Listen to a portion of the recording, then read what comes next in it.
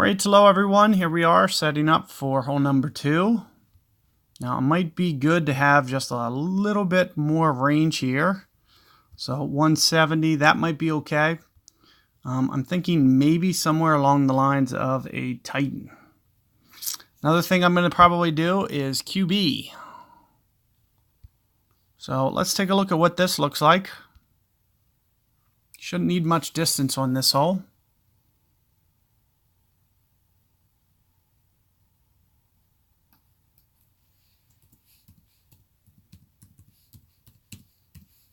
So it's much better to focus on accuracy if at all you can.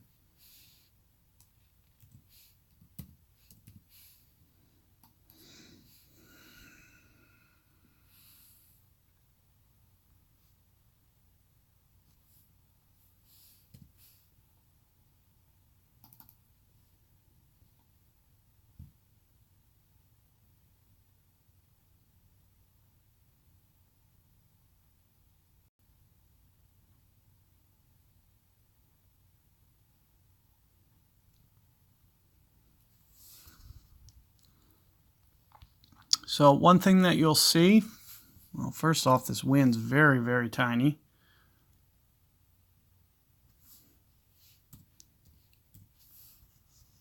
What I'll typically try to do is kind of spin this over this way. I shouldn't need to pull back on the power here. I'll just try to kind of bend it just a little bit. Kind of position it like this.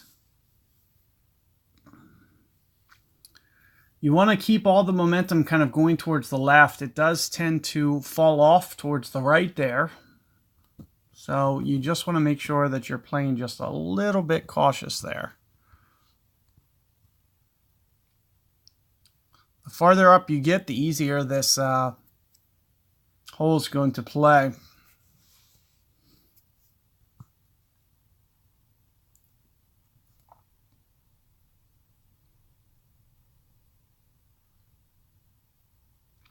Now what I've been doing in other divisions is a little bit of a rough bump shot. It's going to be a little bit tougher to do in rookie. With the Viper, we're not going to have the top spin to do what we need to do.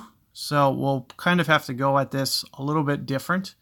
You can see we're kind of close to max club a little bit. Put on some wind direction here. Be 90% club. You can see 90 and 100% are pretty much the same. You'll see, well, that's close. I still don't think it's enough. You need about 3 on the top spin. So without that 3 on the top spin, pretty much just gonna need to bring it in a little bit differently, kind of like this. I'm thinking somewhere right around here with some curl. Just a little bit aggressive, but just a little bit short. And as I mentioned, just try to bring this in with some curl. And if you get aggressive enough, oh, whoa. So it hit a downslope. You may not want to get quite as aggressive as I did with that line and with everything into account there. You might just want to position that up just a little bit higher and not try to bend it too much. It's another thing, I might have just curled it too much. So if you could stay away from that edge, you could probably avoid that problem.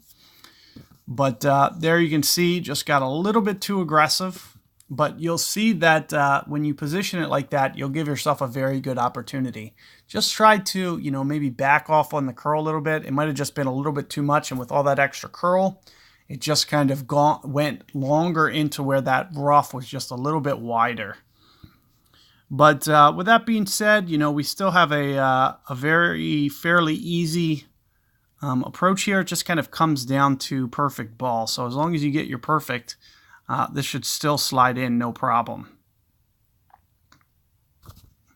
And it looks like I just missed it, so it should probably just slide over the edge, especially with the Nirvana 1. So there you can see, just kind of unforced error there.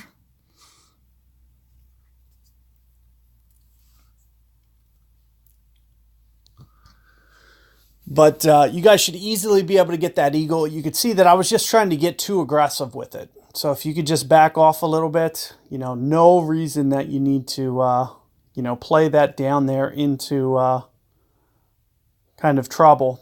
You know, it's much better to just kind of take it safe. Better be safe and just get your eagle as opposed to trying to force the issue. This is going to be the toughest hole of the 3 par 5s. So you'll just want to kind of probably run away with the eagle. So good luck with that hole, guys, and I will see you guys on the next one.